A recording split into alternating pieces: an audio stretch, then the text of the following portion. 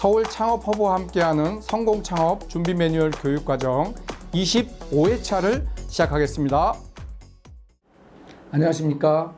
안녕하세요. 네. 오늘 이 시간에는 이제 어떻게 보면 그 창업하는 사람 입장에서 첫 매출을 일으키는 거. 네.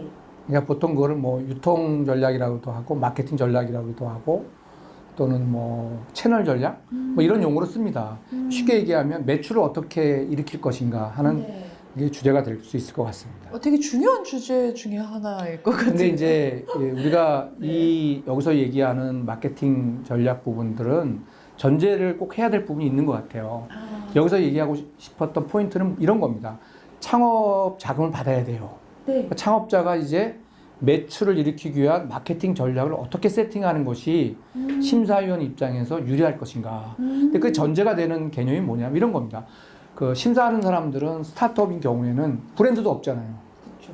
브랜드 인도 전혀 없습니다. 그다음에 두 번째는 매출이 일어나지 않았기 때문에 또 자금 충분한 마케팅 비용을 조달을 확보할 수가 없는 상태거든요. 네, 그게 이제 그 창업하는 사람들의 공통된 현상인데 네. 그걸 전제로 놓고 우리가 어떻게 하면 마케팅을 통해서 첫 매출을 이룰 것인가 이런 관점에서 진행하도록 하겠습니다.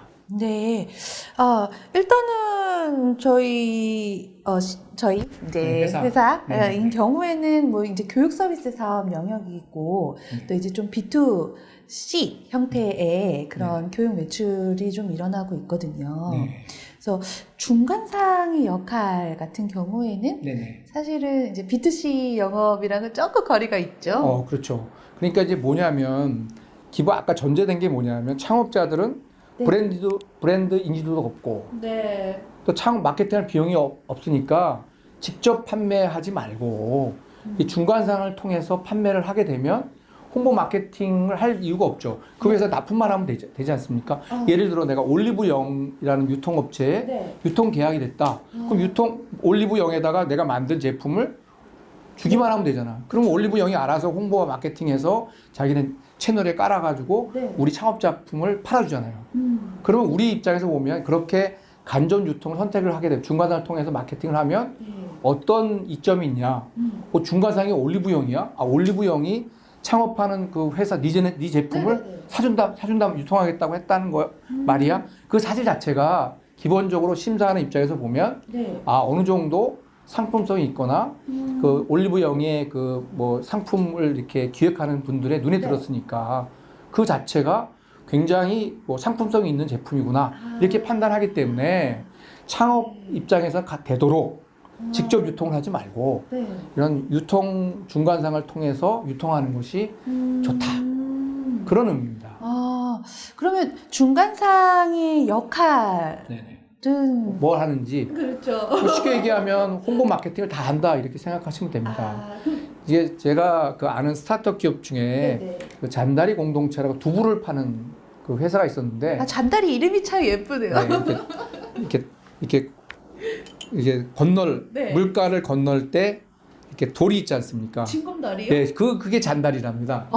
우리나라 말인가 봐요. 예. 근데 그 두부를 이제 지역에 있는 그 콩으로 만들어서 두부를 만드는 회사였는데요.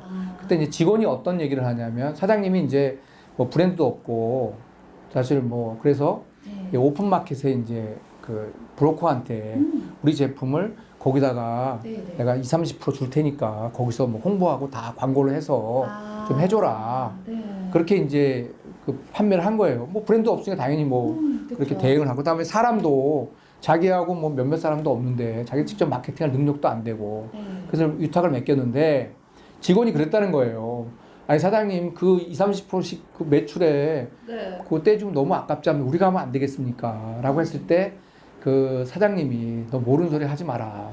야 예를 들어 그 사진도 찍고 홍보해야 되지. 만약에 고객이 이거 내 두부가 안 왔으면 그거 안 왔냐고 전화가 막 올 텐데 그 전화 받아야 되지. 예? 그 다음에 뭐 결제해 줘야 되지. 그거 얼마나 힘드냐.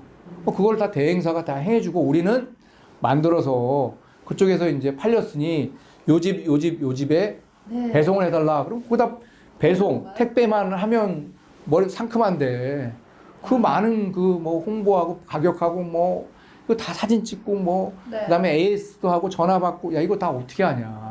뭐 전화 받으려면 요새는 뭐 엑셀로 전산 시스템을 만들어야 되는데 네. 그 전산 시스템을 어떻게 만드냐. 우리 스타트업이 그런 것들을 한번 창업하신 분들이 토로한 적이 있습니다. 정말 정확히 안 거죠. 그러니까 스타트업은 사람도 없고 돈도 없고 맞아요. 그다음에 노하우도 없기 때문에 그런 오픈 마켓에 팔아주는 그 유통업자나 네. 이런 사람들한테 매출액의 20, 30%씩을 주면서 그걸 판매를 해야 됩니다. 아니, 그게 되게 중요합니다. 그래서 그렇기는 한데요. 네. 아니, 저는 그 잔다리 그 직원의 마음을 100% 이해할 수 그렇죠. 있어요. 아니, 왜냐면은 사실은 이게 그 제품을 납품을 하면 네. 그 중간 수수료가 네. 아까도 뭐 20, 30% 말씀하셨잖아요. 근데 그 20, 30%가 비싼 게 아니죠. 만약 그거를 우리가 한다고 생각하면 네. 직원도 뭐 전화 받을 직원도 하나 해야 되죠. 네. 그 시스템도 관리해야 되죠. 또 뭐 그 우리 홈페이지에다가 사진 올리려면 사진도 찍어야 되죠. 그거 다 인건비, 그러니까 시스템비, 그렇죠. 그런 홍보 마케팅비가 사실 듭니다. 그 비용이 네. 유통업자에 맡기는 비용보다 크면 맡기는 게 좋고, 그걸 더 세이브할 수 있으면 우리가 하는 게 맞죠. 그러니까 그 홍보 마케팅 비용이라는 게 네. 제품의 한 20, 30%는 들기 때문에 그걸 우리가 할지 남한테 맡길지를 결정하는 거거든요. 그런데 일반적으로 스타트업인 경우에는 브랜드 이미지도 없고 네. 노하우도 없고 또 인력도 그렇게 충분한 사람이 없으니 네. 초기에 창업 초기에 첫 매출을 일으키거나 초기에 창업이 뭐 10억 미만의 매출을 일으킬 때까지는 그런 오픈 마켓에 마케팅을 전문으로 하는데 유탁을 하거나 네. 뭐 이렇게 뭐 백화점이라든지 뭐 올리브영이라든지 뭐 이런 유통 채널에 어떻게든지 내 제품이 납품될 수 있도록 영업을 하시는 게 오히려 합리적이다. 그런 포인트가 그런 거죠. 어쨌든 초기 창업 단계에서는 이제 중간상을 좀 적극적으로 이용하는 방법을 찾아야겠네요. 네, 그래서 그 중간상을 통해서 우리가 마케팅을 한다. 네. 그리고 중간상 어느 정도 우리 제품에 팔아주겠다는 어떤 MOU가 체결됐다. 요 사실이 심사위원 입장에서 되게 좋은 재료죠. 그러니까 요것들을 쓸 수 있으면 네. 뭐 예를 들어서 뭐 대형 가전 회사하고 우리 제품을 공동 개발한다. 그것도 굉장히 중요하죠. 그거 자체로도 뭐 자체 왜냐하면 우리가 제조하고 그 대기업이니 그 사람들이 유통망을 통해서 팔 수 있으니까 그렇죠. 이런 식의 어떤 그 마케팅 전략, 유통 전략, 채널 전략들이 네. 사업 계획서에서 잘 작성돼 있느냐. 요게 이제 되게 중요한 포인트라는 점을 좀 꼭 말씀드리고 싶습니다. 네, 아니 사실은 이제 저희는 온라인 콘텐츠를 또 만드는 네네. 회사니까 그런 콘텐츠를 이런 그러니까 중간 채널을 통해서 납품을 하는 것도 사실은 쉽지가 않더라고요. 네네네. 맞아요. 그리고 이제 두 번째로 창업자를 만나면 창업자들이 또 오해하는 것 중에 하나가 우리가 직접 팔면 비용이 되게 싸지 않느냐. 네. 그래서 제가 이제 항상 창업자들 만나면 물어봐요.